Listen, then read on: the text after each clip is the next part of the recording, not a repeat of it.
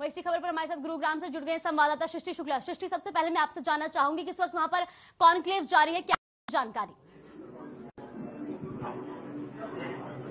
बिल्कुल जुआगृति, मैं आपको बताना चाहूंगी कि आज कॉन्क्लेव का दूसरा दिन है, यानी आज समापन होना है और बतौर मुख्य अतिथि के रूप में मुख्यमंत्री मनोहर लाल शिरकत करने वाले हैं। शाम 5 बजे मुख्यमंत्री मनोहर लाल यहां पर आने वाले हैं और इस कॉन्क्लेव का मुख्य उद्देश्य यही है कि किस तरीके से जो समस्याएं आती हैं डेवलपमेंट में, उन समस्याओं को दूर किया जाए। बहुत सारी समस्याएं होती हैं, बिजली या फिर ट्रांसपोर्टेशन की हम बात करें, कई सारी।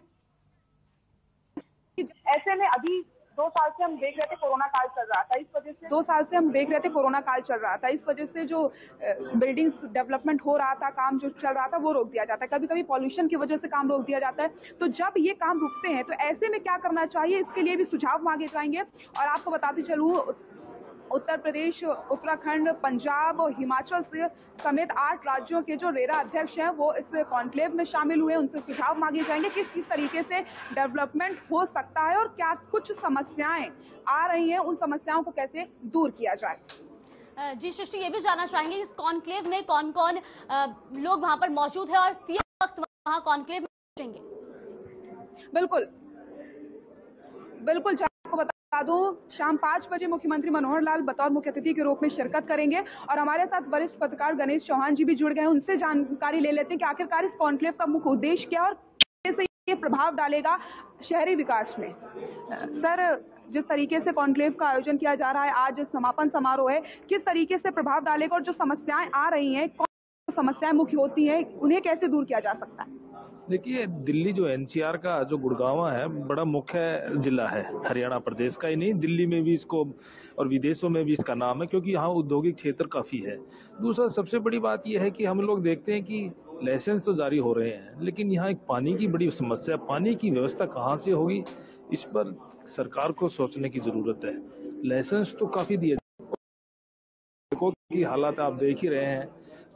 तो अभी जो ये जो इनका जो बिल्डर्स और क्या नाम है सरकार के बीच में जो समिट चल रहा है, इसमें यही प्रयास किया जा रहा है कि किसको क्या परेशानी है, किस तरह से बिल्डर जो लाइसेंस लेके बनाते हैं समय पे देते हैं नहीं देते हैं, उनके लिए क्या नियम कानून बनाए जाते हैं।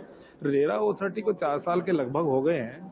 काफ़ी प्रयास किया जा रहा है कि भाई जिन लोगों को बुक करा रखे थे फ्लैट्स उनको समय पे मिले, जो नहीं मिलते हैं, जो लापरवाह बिल्डर्स हैं उनको नोटिस भी दिया जाता है।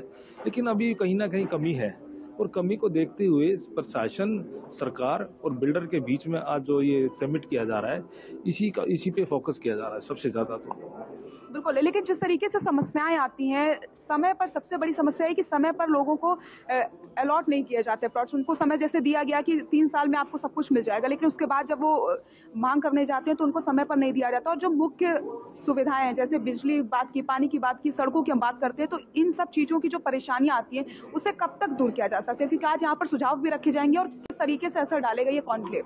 देखिए, जो रेरा का गठन हुआ था उसको लगभग 4 वर्ष हो गए। 4 वर्ष में यही प्रयास किया जा रहा है कि जो बिल्डर नहीं दे पा रहे हैं, बिल्डर क्यों नहीं दे पा रहे हैं, या तो बिल्डरों में जो पैसे होते हैं, बिल्डर जो पैसे बुक करना के नाम पे लेते हैं वो कहीं ना कहीं इधर उधर खर्च कर देते हैं, वो अपने प्रोजेक्ट पे खर्च नहीं करते हैं। सबसे बड़ी बात तो ये है। और उसके बदले उनको कई बार बुलाया भी जाता है, कई बार रेरा की कुछ पाबंदियां भी है हाई कोर्ट सुप्रीम कोर्ट के को लेके। जो सुप्रीम कोर्ट में और हाई कोर्ट में जो पाबंदियां लगाई जाती हैं उससे रेरा के हाथ भी बन जाते हैं। ये भी 4 साल में ये भी देखा गया है। जहां तक उपभोक्ताओं को समय पर नहीं मिल पा रहा है, मुझे सबसे बड़ा कारण ये लग रहा है कि वो फ्लैट के नाम पे पैसे लेते हैं, लेकिन उस सोसाइटी में उस फ्लैट तैयार करने की बजाय और कहीं लगा देते हैं। ये सबसे बड़ी समस्या है। आप वरिष्ठ पत्रकार हैं, आपने कई सालों तक काम, ग्राउंड जीरो पर आप रहे होंगे, आपने बहुत सारी समस्याएं देखी होंगी। आपको क्या लगता है, अगर हम आपसे सुझाव मांगे, क्या लगता है कैसे इस परेशानी को दूर किया जा सकता है और सबसे बड़ी परेशानियां कौन कौन सी आती हैं? देखिए, जब तक जो जिस चीज के नाम से पैसे लिए जाएंगे उस स्थान में या उस बिल्डिंग में नहीं लगाया जाएगा समय पे, तो कहीं ना कहीं परेशानी तो आएगी। इसीलिए सबसे ज्यादा क्या है कि फ्लैट बुक होते हैं, मिलते नहीं है, 15-15, 20-20 साल हो जाते हैं। लोग बाग बड़े चिल्लाएं, जिन लोगों की खून पसीने की कमाई है वो यहाँ लगा देते हैं और उसके बाद भी उनको फ्लैट नहीं मिलता। और सबसे बड़ी बात देखिए आप, जो लाइसेंस देता है, ओसी देता है, ये जो बिल्डिंग पड़ी है चिंटल वाली, इसने तो सभी गुड़गांव वासियों को तो हिला के रख दिया है। आप 2-2, 2.5 करोड़ में फ्लैट लेते हो और आपकी जान सुरक्षा नहीं है, और अब किराए पे रह रहे हैं, अपना फ्लैट होते हुए भी इधर उधर दौड़ रहे हैं। तो सबसे बड़ी समस्या है, तो मैं तो ये मानता हूँ कि भाई देखो, इसमें प्रशासन ने जो ओसी दिया है, जो सिविल इंजीनियर है, उसमें भी जिम्मेवार है, लेकिन प्रशासन काफी प्रयास कर रहा है, सरकार भी प्रयास कर रही है कि इसका समाधान हो। लेकिन जिस तरीके से इससे पहले भी कई बार कॉन्क्लेव का आयोजन हुआ है और कई बार सुझाव मांगे जाते हैं, लेकिन कहते हैं सुझाव मांगे गए हैं, परेशानियों का हल निकलेगा, लेकिन वो परेशानियों का हल निकल नहीं पाता है, कई साल हो जाते हैं। क्या लगता है इस कॉन्क्लेव के बाद जो परेशानियां हैं या फिर जो सुझाव रखे जाएंगे उनका इम्प्लीमेंट हो पाएगा?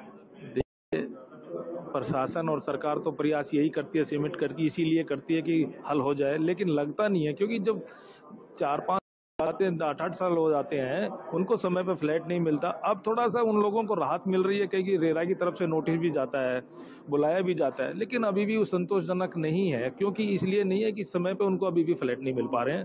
वो बड़े परेशान है, जिन लोगों ने अपनी पूरी जिंदगी के पैसा अपने मकान में रहने के लिए लगा दिया और उनको नहीं मिल पा रहा है, तो कहीं ना कहीं परेशानी तो होती है।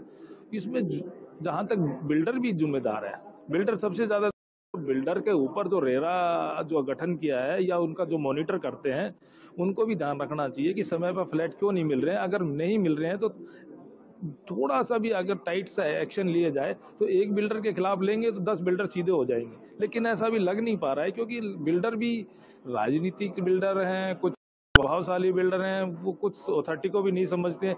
इसलिए सबसे बड़ी, आप देखिए चिंटल में जो बड़ा हादसा हुआ, अब अगर कोई लोकल में हो जाता तो अब गिरफ्तारी हो जाती, ठेकेदार की हो जाती, बिल्डर की हो जाती। यहाँ कुछ है ही नहीं, बस प्रशासन उनको शांत करने में लगा। ये बात आपने बिल्कुल सही है, बिल्डर्स को बिल्कुल खौफ नहीं रह जाता कभी कभी। और अगर हम बात करते हैं डेवलपर की या फिर हम बात करते हैं अलॉटियों की, तो अलॉटियों के बीच में और डेवलपर के बीच में जो कम्युनिकेशन स्किल होती है, उन्हें किस तरीके से दूर किया जा सकता है, जो उनकी परेशानी होती है? अगर डेवलपर और अलॉटियों के बीच जो स्किल है, कम्युनिकेशन स्किल, वो अच्छे से हो जाए, तो शायद जो परेशानियां आ रही है उन परेशानियों को हम दूर कर सकते हैं। बिल्कुल बिल्कुल, देखो जो उनके बीच में जो खामियां बनी होती हैं, अगर वो खामियां खत्म हो जाती हैं और उनका जो पैसा जो समय पर लग जाता है, तो ना तो बिल्डर को परेशानी होती है, ना ही उपभोक्ताओं को परेशानी होती है जो बुक कराते हैं फ्लैट, और उनको समय पे भी फ्लैट मिल जाते हैं। और समय पे फ्लैट मिलने का कारण है कि उनकी जो पूरी जिंदगी की जो कमाई है वो शांति आ सके, रह सके, उनके बच्चे और वो पालन पोषण सही कर सके।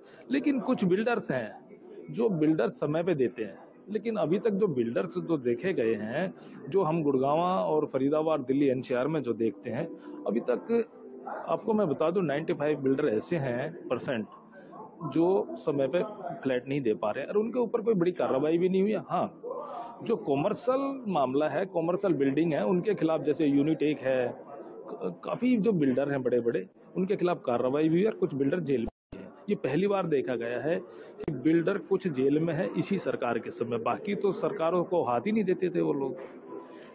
तो हमें लग रहा है कि आपने बताया कि प्रशासन का खौफ बिल्डर्स में रह नहीं गया है। बिल्डर्स तो अपनी मनमानी लगातार करते रहते हैं, कोई रूल्स बनाइए, रेगुलेशन, उनको उससे कोई मतलब नहीं होता। लेकिन हमें बात करते हैं अगर अलॉटियों की, तो अलॉटियों की जो परेशानी होती है उससे को लेकर के रेरा की अथॉरिटी है, उनसे आप क्या कहना चाहते हैं कि कैसे उन परेशानियों को दूर किया जा सके? क्या उन्हें करना चाहिए रेरा अथॉरिटी?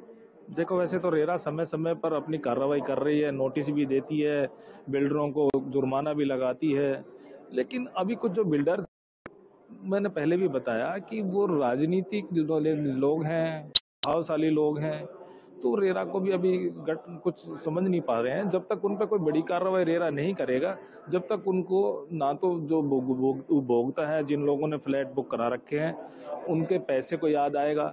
वो सबसे बड़ी बात वही मैं पहले बता रहा हूँ आपको कि उनका जो पैसा है वो उनके बिल्डिंग में ना लगा के अन्य बिजनेस में लगा देते हैं, जिससे समय पर नहीं बन पाता है। और रेरा की काफी कोशिश कर रहे हैं कि भाई जो लापरवाही बिल्डर हैं, जो समय पर नहीं दे रहे, नोटिस के बावजूद भी नहीं दे रहे हैं, तो उनके खिलाफ कार्रवाई की जाए और उनका जो प्रॉपर्टी है उसको भी अटैच किया जाए। तो शायद अगर रेरा कोई बड़ा कदम उठाएगा तो उससे कहीं ना कहीं रिजल्ट जरूर निकल के आएगा। बहुत बहुत शुक्रिया आपका तमाम जानकारी के लिए। और तो जागृति, देखा आपने, हमने बात करी वरिष्ठ पत्रकार से, जिन्होंने बताया कि किस तरीके से परेशानियां आती हैं। और सबसे बड़ी बात ये होती है अलॉटी और डेवलपर के बीच की जो कम्युनिकेशन स्किल होती है, या फिर हम बात करें जो परेशानियां आती हैं, अगर अलॉटी और डेवलपर के बीच सब कुछ ठीक रहेगा तो जल्द से जल्द जो परेशानी उन्हें हम दूर कर सकते हैं। लेकिन अभी रेरा अथॉरिटी के जो अध्यक्ष यहाँ पर शामिल हुए 8 राज्यों के, वो अपने सुझाव रखेंगे कि किस तरीके से हम काम कर सकते हैं, आने वाली परेशानियों को कैसे दूर कर सकते हैं। और एक बड़ी बात आपको बता दूं, जिन्होंने अच्छा काम किया है, आज मुख्यमंत्री मनोहर लाल की तरफ से उन्हें सम्मानित भी किया जाएगा। उनसे सुझाव भी मांगे जाएंगे कि आखिरकार कैसे आने वाले समय में आप विकास कर सकते हैं। आप देखिए 2 साल से कोरोना काल चल रहा था, कई बार पॉल्यूशन ज्यादा हो जाता है, इसकी वजह से जो डेवलपमेंट हो रहा है या फिर बिल्डिंग्स बन रही है उन्हें रोक दिया जाता है। तो इन 2 साल के बीच में हमें क्या करना चाहिए, कैसे चीजों पर काम करना चाहिए जिससे अलॉटियों को परेशानी न हो। अगर अलॉटी खुश होंगे तो डेवलपर भी खुश होंगे, इसलिए रणनीति बनाई जा रही है कि कैसे विकास हो। अब जब फ्लैट्स बनेंगे,